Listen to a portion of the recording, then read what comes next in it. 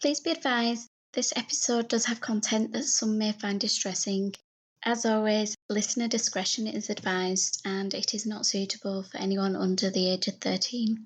Hello and welcome to It's Murder Up North, and the continuation of the trial against John Duffy, the man known by the press in 1988 as the Railway Killer. Having been caught following a £3 million multi-force operation, Duffy appeared at the Old Bailey with numerous charges against him, including 7 rapes and 3 murders. Join me as the trial continues, delving into the brave testimonies of those who survived, the prosecution's take on how the murders were carried out, and the moments which brought further devastation to one relative in particular.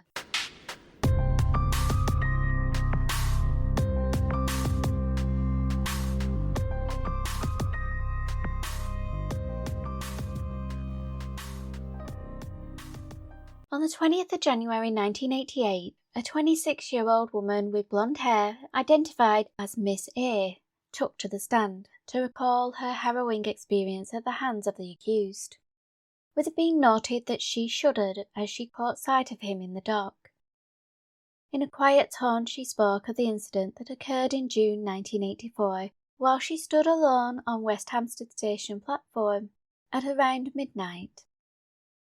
Her voice trembled as she was forced to relive the moments 2 men approached her, recalling one was tall with dark hair, while the other she would later identify in a lineup as John Duffy. The pair paused to ask her whether there was a train to Richmond from the station, which she found odd as none of the trains went anywhere near that part of London. But before she was able to process her suspicions, a taller male, who she recalled was the most aggressive of the pair, took hold of her arm. Meanwhile, Duffy was the one who placed a knife to her back. The woman recalled, "They had a knife and said they would cut me if I didn't do as I was told. All I could say was, 'Please don't hurt me.'" Despite her pleas, the 2 men proceeded to forcefully escort her from the platform across the tracks to a strip of wasteland beneath a railway bridge. Once there, she recollected that Duffy hit her twice. Reliving the next 45 minutes of that horrifying night, Miss A shakily stated that sticky tape was placed over her eyes, and while unable to see, she was sexually assaulted. After the vile attack, the petrified woman was tormented further. Having removed her blindfold, she managed to get to a nearby road and saw a car approaching, only to find the occupants were her attackers. The vehicle slowed down as it drew alongside her, and Miss A heard them say to each other, "Perhaps we should offer her a lift," before they drove off, their laughter echoing along the desolate street. It was clear to those gathered that her memories of that night continued to haunt her, as was evidenced when, for the first time in an English courtroom, video of the police identity parade was played. The recording showed Miss A was still able to recall the face of one of the men who had attacked her 2 years earlier. Despite having to dredge up the memories of the assault, witness A's time on the stand was not yet over. With the judge granting a brief recess to allow her to regain her composure, she returned to face cross-examination by defence counsel Mr. David Farrington. He would inform the court that they did not doubt that Miss A had been assaulted. However, they would refute her certainty regarding her attacker's identity, with it being pointed out that one of the pair had not yet been traced. The cross-examination was briefly interrupted as a note was handed to the defence counsel, and having read the slip of paper, he stated he had cause to raise a point of contention regarding Miss A's recollections. Mr. Farrington proceeded to point out that witness A had told police that the man she later identified as Duffy was circumcised, yet she had gone on to say in court that she wasn't actually certain about this detail. The implication of this being it could signal that her recollection of the men who attacked her was not as solid as initially presented. This insinuation likely added to Miss A's trauma, particularly as she had already stated that upon reporting the attack at West Hampstead Station, she recalled, quote, They suggested I was lying and had a good imagination. The next witness to take to the stand was a 19-year-old who relived the night she was heading to meet her boyfriend, and while at Hadley Wood train station, she was approached by a man wearing a hooded tracksuit. She told the court that he placed his arm around her neck and dragged her from the deserted platform into the nearby waiting room, recalling, quote, "I looked down, there was a knife at my throat. He said if I struggled or screamed, he would slash my throat." Under duress, she was taken across the train tracks, forced over a fence and into a wooded area where the man assaulted her. As tears began to flow down her cheeks, the 19-year-old nurse told the court, "I thought he was going to kill me." She also recounted the strange comments her attacker made. He asked the teenager if she had considered taking self-defense classes, to which she told him she had but could not afford them. He replied that he had taken self-defense classes. Her testimony would add to the notion that Duffy had a propensity for stealing from his victims, as she went on to state that he stole her purse containing £8, but when she told him she had no money to get home, the attacker gave her £1 back before abandoning her. The prosecution would highlight that akin to Miss A, the 19-year-old had also positively identified Duffy during an identity parade. Once again, the defence would attempt to undermine the accuracy of this identification. However, Mr. Farrington would state that they did not dispute that the rape had occurred. He would, however, point out the disparity between her description of the assailant and Duffy's appearance, recalling that the 19-year-old had stated that her attacker, quote, "looked like the lead singer of the Bronski Beats, a pop star. I thought the facial expression was like his." Informing the court that the nurse was referencing Jimmy Somerville, Mr. Farrington proceeded to state that the singer has flicked down black and white hair, which was a stark contrast to Duffy's red hair. The witness would reply to this saying, "I cannot remember what colour hair he had on top of the pops, but I just thought the facial expressions were like his." The next woman to testify would detail her attack in July 1984, recalling that she was making her way home from a dance when she was accosted by two men, who forced her down an alleyway in North London and raped her. The 24-year-old told the court, "I did not scream because I was terrified. They had told me not to make a sound or they would cut me with knives. I believed it. I was frightened I was not going to get away. I remember a feeling of horror when I realised what was going on." One of her attackers stood out in particular, recalling he was a red-haired male who told his companion that, quote, "this is a good one," while he was assaulting her. It was a comment that made her feel that this wasn't the first time these men had attacked a woman. And she also recalled the casual nature in which they operated, advising the court that the red-haired man gave her a cigarette after the attack and said, "She needs one." Then, as the two men went to leave, he turned to her and said something along the lines of, "See you again." Like the previous witnesses, the 24-year-old would also pick Duffy out of a lineup, but was unable to identify the second man. On Tuesday, the 26th of January 1988, the teenager attacked near the Copthall Sports Centre took to the stand to give her evidence. The court echoed with the cracking of her knuckles, her nervousness interwoven with sobs, as she tearfully described the incident, which occurred in November 1985. The teenager spoke of the moment a man with a grey and white dog called Bruce grabbed her from behind. He stated he had a knife and would kill her if she screamed, followed by the instruction, quote, "to do everything he said and he would not hurt me." The girl was then led by the man to a secluded area. His dog loyally stayed at his side. Once out of view of the footpath, her scarf was placed over her eyes and she was forced to lie down. When he had finished, the man instructed the girl to walk with him arm in arm, giving the impression to any potential witnesses that they knew each other. She told the court that during the brief walk, "he told me not to tell anyone. I said he had to trust me." He walked with her a short way before stopping and saying she had to stay there for half an hour to give him a chance to get away. She told the court that he also warned her, if she disobeyed, that, quote, "he may be watching and may kill me." Upon Duffy's arrest, the teenager was another of his victims to positively identify him. The teenager's attack occurred a month prior to the death of 19-year-old Alison Day, yet the prosecution would argue that one woman had a lucky escape, with Mrs. Susan Donahue taking to the stand to recount her close call with the man who 5 days later would commit his first murder. The 35-year-old council worker informed the court that she had been on a train bound for West Hampstead Station on Christmas Eve 1985, when a man took the seat opposite and began conversing with her.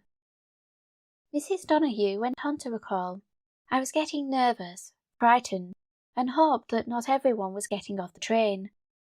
What I took notice of were his eyes. They kept staring at me, sparkling. They never seemed to leave me."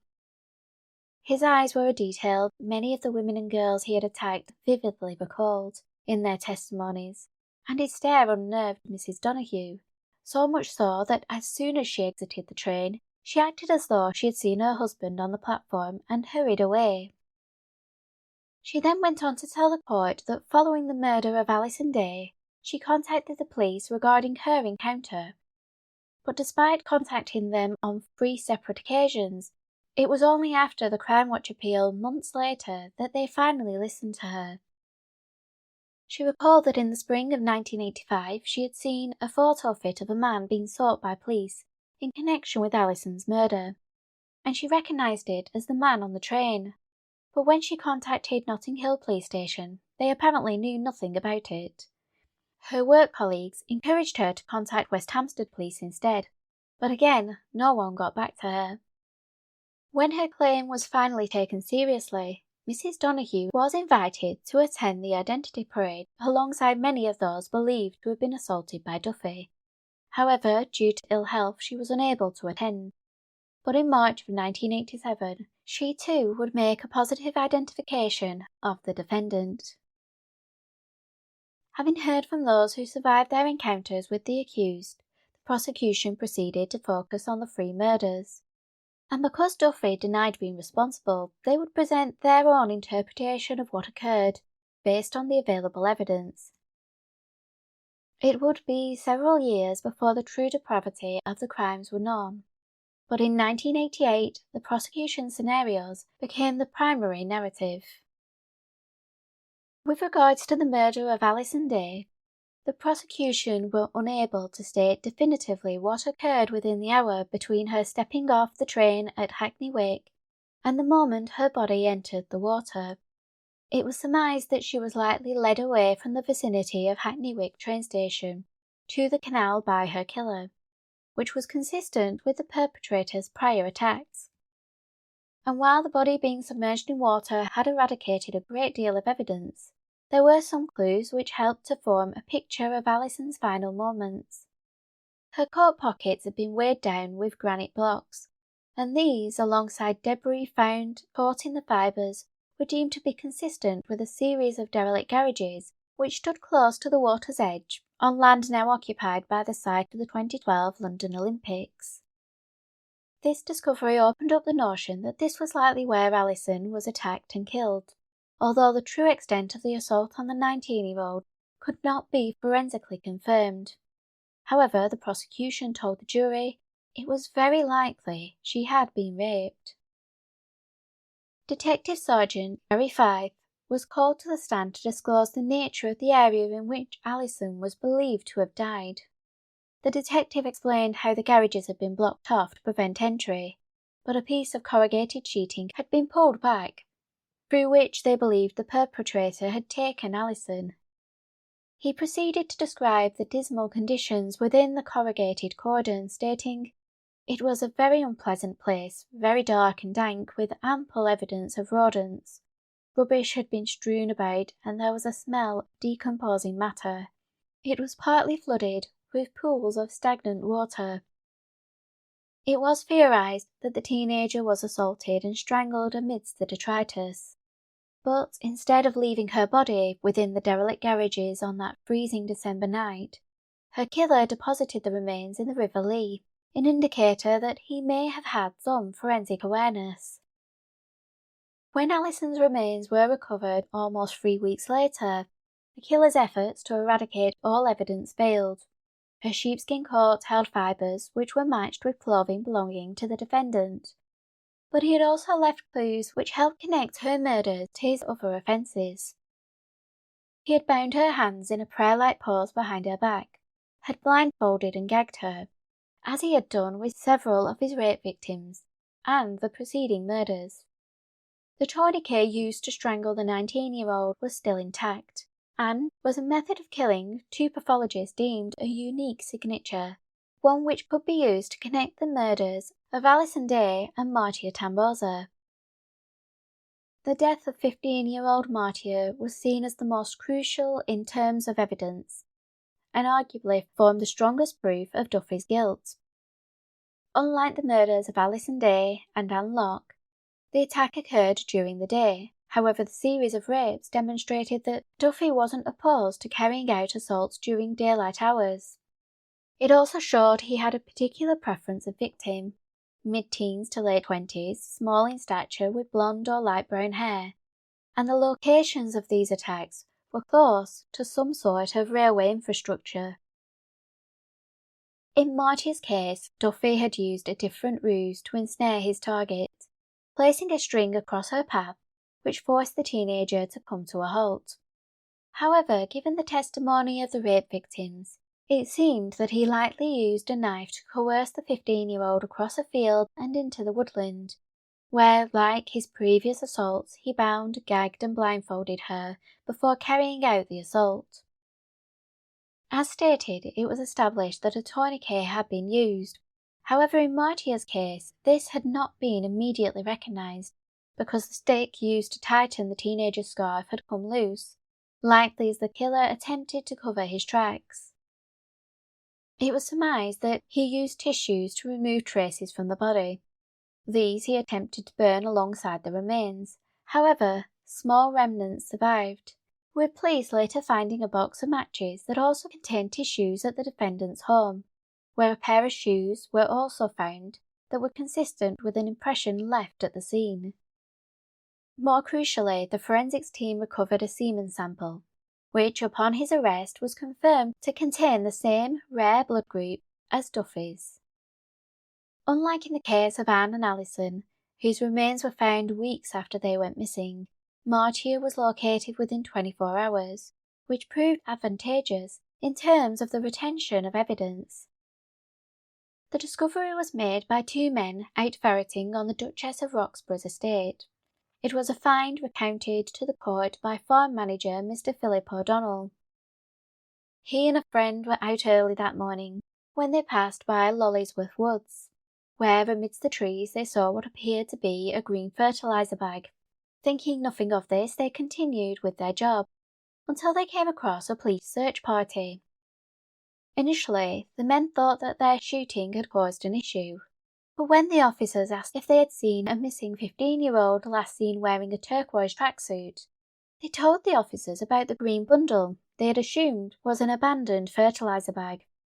Mr. O'Donnell continued by stating that the officers asked to be taken to the spot, recalling that, quote, "As we got within 20 feet of the green object, an officer said, 'That's it, we have found her.'" It was a discovery that brought devastation to the Tamboza family, who returned to their native Holland once the funeral for Martia had been held. Trying to recover from their loss, they opted not to attend the trial. However, a statement written by Martia's 13-year-old sister was read to the court. The younger sibling recalled the excitement regarding the pending school trip to Holland, stating, "We decided to buy sweets between us. Enough for everyone who was going. It was a special occasion." The statement then detailed how on April 17, 1986, the younger sibling headed off to her riding lesson with her mother, while Martia intended to go to the shop for sweets, telling them that she wouldn't be long. this was the last time the two siblings saw each other. The written testimony continued, with the 13-year-old stating that she advised the police of a man she had seen loitering on the street, saying he had, quote, a strange look about him. She especially remembered he stared at us as he cycled by. The identity of this individual wasn't established, as was the case with the next witness who took to the stand. Mrs. Janet White spoke of an unnerving encounter with a man who jumped out of a hedgerow in front of her on the day of the murder. She told the courtroom it was, quote, as if he was expecting someone and was jumping up to surprise them.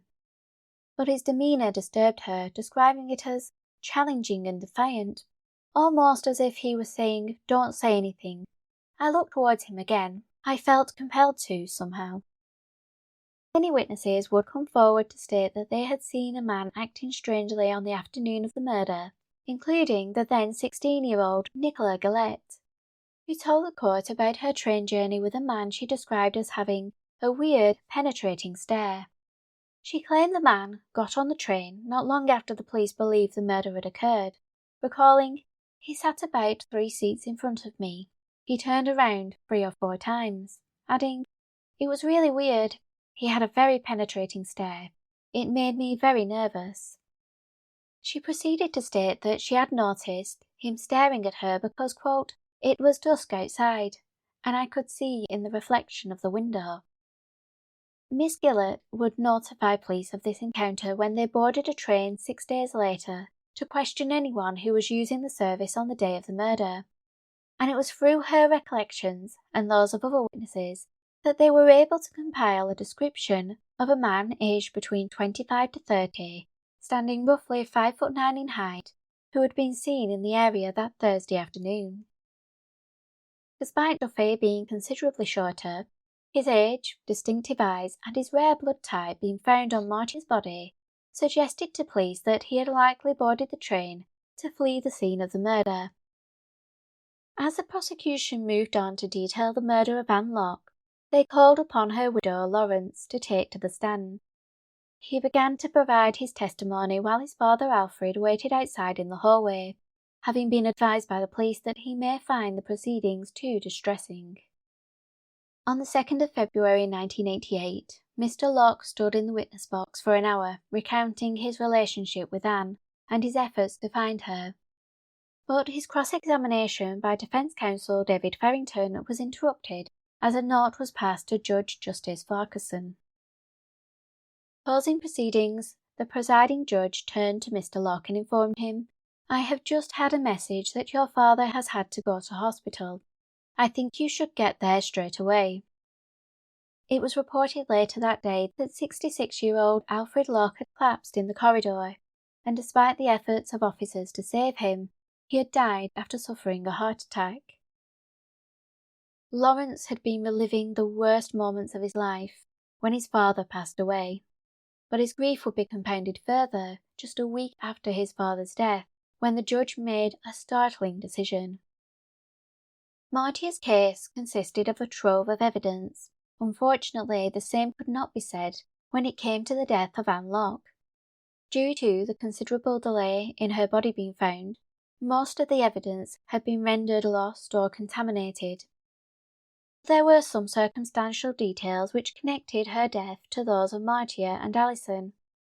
Anne was a blonde-haired young woman, who, like Alison, had disappeared from a dark and deserted train station. And akin to the previous cases, it seemed her killer had led her away from the abduction site to a more isolated location, where she was blindfolded and gagged. Her hands were bound in a similar prayer-like pose, and as with Martia, the perpetrator had attempted to burn the remains. The primary difference was the manner of death. Unlike the use of a tourniquet in the previous murders, it appeared Anne had been suffocated by one of her own socks being forced into her mouth. The issue was that despite the similarities, there was no definitive means to connect Duffy to the murder. As stated, the evidence was largely circumstantial, and there were differences, particularly when the cause of death was considered. This had prompted a private discussion between the legal teams and the judge, with the jury summoned back into the courtroom, Justice Farquharson announced that he would direct them to find Duffy not guilty of Anne Locke's murder. Explaining this decision, he stated, "We have been considering the state of evidence in this case, and in particular, whether there is sufficient evidence for you to consider on the charges.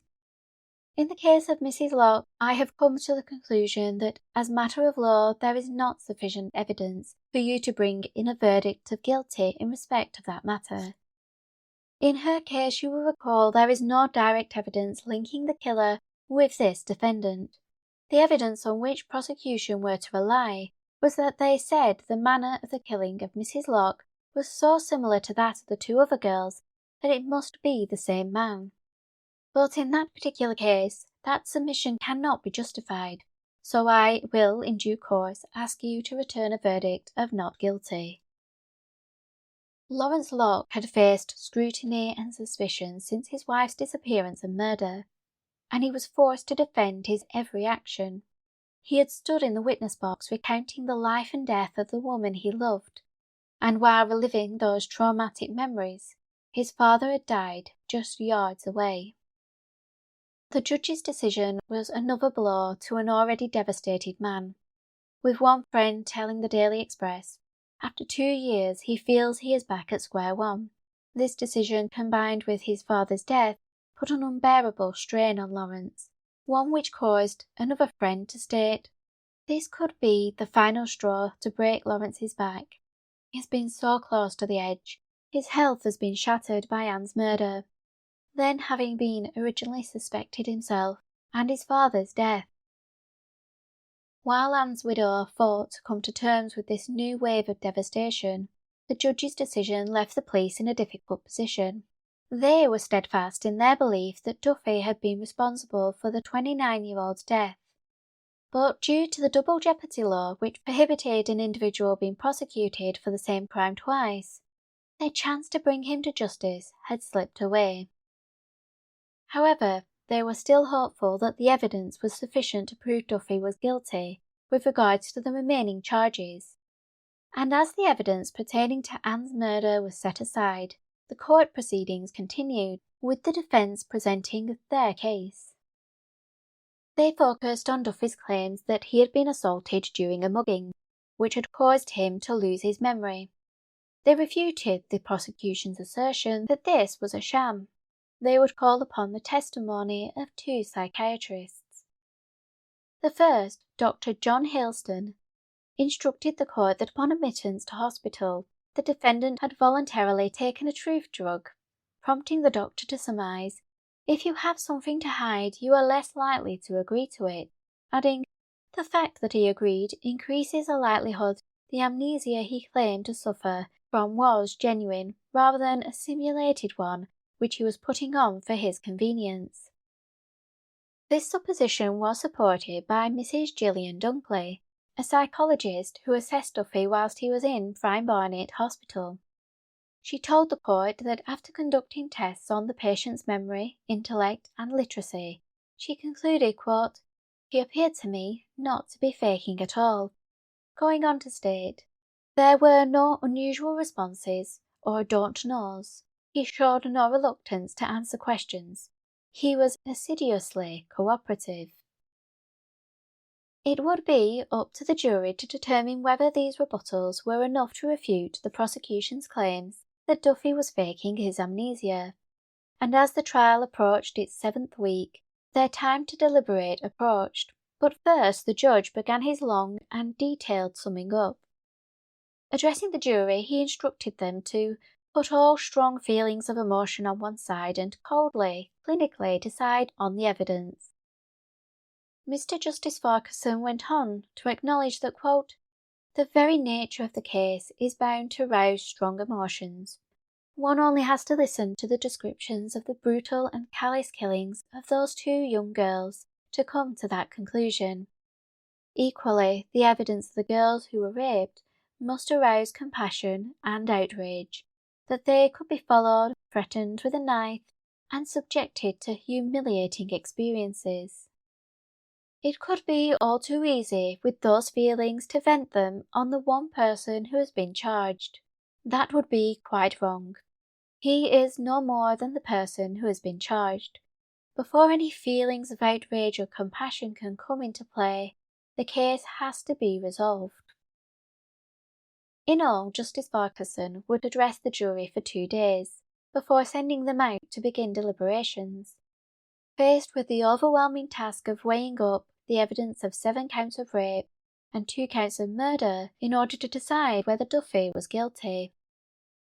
These would be decisions which would be made in small stages, with the first verdict being announced to the courtroom on Thursday the 25th of February 1988. The first pertaining to the assault on the 14-year-old in Watford in October 1986, with the teenager sat in the room as Duffy was found guilty of his last known attack before his arrest. He was also found guilty of the rape carried out in February 1985 on the trainee nurse at Hadley Wood Station, where he had asked his victim if she had considered self-defence classes. The next decision came the following afternoon, with the guilty verdict given in regards to the rape of the teenager near Copt Hill Sports Centre in November 1985, an attack he carried out while he was walking his dog Bruce. Further deliberations resulted in the issuing of the final verdicts, with a jury of 6 men and 6 women declaring that Duffy was guilty of 2 further rapes, alongside the murders of Alison Day and Martia Tamboza.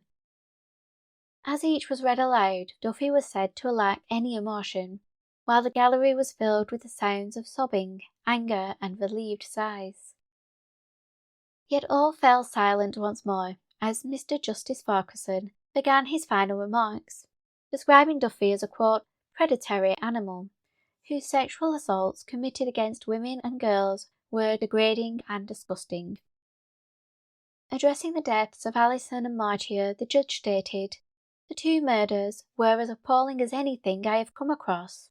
The wickedness and beastliness of the murders committed on those 2 young girls hardly bears description. You cut short those 2 young lives, and blighted the lives of all the families of those young girls." Justice Farquharson proceeded to recommend a minimum term of 30 years, although he added that given the nature of the offences, it was likely Duffy would be incarcerated far beyond the set term. It was stated that the jury had been unable to reach a consensus, with them only able to agree on 5 of the 7 rapes. Therefore, the 2 remaining charges would remain on file, as would the charges pertaining to the attack upon Margaret Duffy and her new boyfriend. The verdicts brought about a bittersweet conclusion for Alison Day's loved ones, with her father Kenneth telling the press that Duffy should have been hanged, while his wife Barbara stated, "It tears me apart to think of what that animal did to her.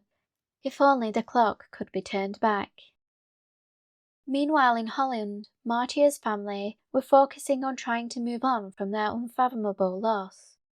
As the 15-year-old's mother advised reporters, "We don't want to be reminded of it." As for Lawrence Locke, he opted to be out of the country as the trial came to a conclusion, attempting to process his father's death and the dismissal of the charges pertaining to Anne's murder. The bereaved widow was left with the bitter despair of not seeing Anne receive the justice she deserved. While Duffy's crimes affected so many, Lawrence was forced to contend with the additional pressures of not only coming to terms with her disappearance and murder, but also being considered a suspect whose every action was scrutinised. Lawrence also felt let down by the police, who had allegedly ignored his search suggestions, and due to a miscommunication between 2 different forces, Anne's body lay undiscovered for 2 months, meaning the loss or corruption of potential evidence, which in turn had led to the devastating decision by the judge to drop the murder charge against Duffy. Upon the conclusion of the trial, the head of Surrey CID, Detective Chief Superintendent Vincent McFadden, extended his sympathy to Lawrence, stating, "Our hearts go out to Mr. Locke. He is in need of our sympathy. He has suffered disastrous losses, which must have taken a toll on him." His remarks were added to by Detective Chief Superintendent John Hurst, who reiterated that they never considered Lawrence a suspect, and informed the press, quote, The file on Anne Locke will not be reopened. We are certain Duffy killed her. We couldn't provide the forensic evidence to convict, but the similarities are so startling, there can be no doubt. Duffy's conviction also affected his own family and friends, individuals who had to come to terms with the gravity of the offences he had committed. His parents, John and Philomena, a couple whom Keith Hyder recalled were the nicest people you could wish to meet, left the public gallery in tears, having clung to the hope that there had been some terrible mistake, and their son was innocent. It was a turmoil Duffy's grandmother was also struggling to comprehend. As one journalist who visited her home following the verdict reported, she was holding a picture of her beloved grandson and sobbing, "My Johnny is a good, good boy. They must have the wrong person." Duffy's family were not alone in expressing their mixed emotions, with people who had interacted with the ginger-haired 30-year-old also finding it hard to come to terms with the notion that the man they knew was capable of such atrocities.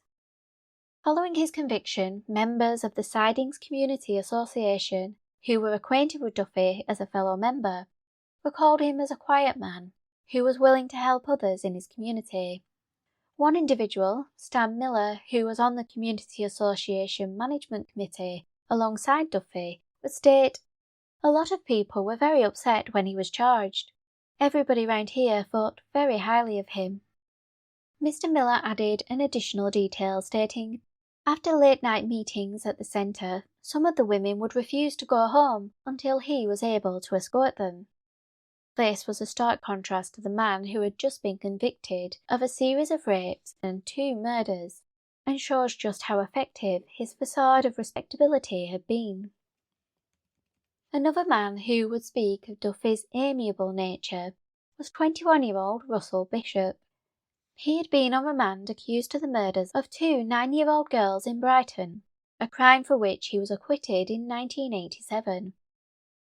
Bishop would recall that while occupying an adjoining cell to Duffy in Brixton Prison, the pair established a friendship, with them playing board games together. They would shout out their moves, with Duffy winning almost every match. Over time, Bishop recognised that his fellow prisoner was quite a clever bloke, and a really nice bloke, adding, "I don't believe he could have killed anyone." Regarding their numerous conversations, Bishop stated, "We used to talk about each other's cases, although he never mentioned rapes he was charged with. He said he was innocent of the murders." The pair's bond was likely strengthened by their individual assertions of innocence, with Bishop alleging that Duffy, quote, "reckoned he was being made a scapegoat for the murders, the same as me. My honest opinion is that he didn't do the murders. I don't know about the rapes because he didn't talk about that. Rape is not the thing you mention inside in case someone else can hear. It's not a popular crime among prisoners." While this seemed a glowing indictment of Duffy's character by an acquitted man, the newspaper would also report that while on remand, the 2 men were in solitary confinement for 23 hours a day, with fortnightly cell changes, albeit on the same wing, which possibly cast doubt on how much the pair actually interacted, and how trustworthy Bishop's recollections were. He would not be the only one to speak out about his association with Duffy, with 26-year-old Mandy Pierce's interview with the Sunday Mirror being published on February the 28th, 1988. The article, accompanied by an image of her kissing a photo of the convicted killer, led with the headline, "I love him to death." Mandy told the newspaper that she had met Duffy in 1985, shortly after his marriage broke down, with the pair's friendship developing into a relationship, which her parents believed was heading towards the couple getting married. The 26-year-old would defend the, quote, "shy, gentle lad she had grown to love," insisting that throughout their relationship, "he never once harmed me or hinted that there might be an evil side to him," adding, "The John I know didn't do these crimes. He couldn't have. He was too sweet and kind. While all this was supposed to be going on, I was visiting his house, relaxing with him, and we were enjoying ourselves. How could a man go out and do something horrible like rape, then act normally afterwards?" She proceeded to state that there was no signs of Duffy's darker side, nor did he ever talk about violent acts. She concluded by saying, "I know people are saying horrible things about him, but that doesn't make any difference to me. I will always love him, no matter what." While some were quick to defend Duffy, others spoke of the impact being associated with the now convicted killer had had on their lives. One such individual was Nicky Lonergan, who was interviewed by the People, to whom he spoke of what occurred once those around him learned of his connection to Duffy, especially when the police turned up at his home one night and took him away for questioning. Nicky claimed that, quote, "The next thing I knew, I was accused of being his accomplice in a sickening rape and his gay lover. Nothing could be further from the truth." He would tell the People Duffy was so ugly, he couldn't get any friends, let alone girlfriends, so I took pity on him. Yet any friendship between the pair turned to animosity, with Nicky claiming that they had a couple of physical altercations, and the former friend regarded Duffy as a wimp and a coward. However, once Duffy was named as the railway killer, suspicion fell upon Nicky, particularly because it was claimed some of the rapes had been carried out by a pair of men. This led to Nicky being shunned by those around him. With nothing to confirm his involvement in the crimes, Nicky was released without charge, but the identity of the unknown accomplice was one of the many unanswered questions faced by the police. While a public statement was issued by Detective Chief Superintendent Vincent McFadden, in which he stated he was happy with the conduct of the forces involved in the joint endeavour to apprehend Duffy, his optimistic words were not shared by some of his colleagues. Not only had the delay in finding Anne Locke's remains damaged their ability to secure a conviction for her murder, but with hindsight it appeared there had been several missed opportunities which could have prevented him from offending. Duffy had been arrested for carrying a weapon just days prior to Anne Locke's disappearance. He had also been brought in for questioning in July of 1986, but on both occasions he was released without charge. The day after his arrest in July, Duffy claimed he had been mugged and was suffering from amnesia, prompting his admittance to a psychiatric hospital for treatment. But unbeknownst to police, he was able to come and go unnoticed from the facility. It was during one of these flits that he carried out his final attack on the 14-year-old girl in Watford in late October 1986. While some of these errors were attributed to the police, another individual would come under scrutiny, former Labour Solicitor General Mr. Peter Archer. He had been the judge who had gone against the recommendation of officers and permitted Duffy to be released on bail, pending trial for the assault on his estranged wife Margaret and her new partner, despite this incident involving sexual and physical violence perpetrated while possessing a bladed weapon. Newspaper reports in the aftermath of Duffy's conviction questioned this decision, which had permitted a dangerous individual to go on to commit further rapes and at least 2 murders, although as stated Duffy was suspected of being responsible for Anne Locke's death also. However, Mr. Archer would claim he had no recollection of granting Duffy's bail, and while one could argue the decision was wrong, no one could have seen the devastation that was to follow. While many were concerned that Duffy could have been caught sooner, the police were also keen to trace the as yet unidentified man who had assisted the convicted killer in a number of rapes, an individual who had been in plain sight all along. Join me next time as I delve into the life of John Francis Duffy and how his accomplice was finally unmasked. So in the meantime, keep an eye on those shadows.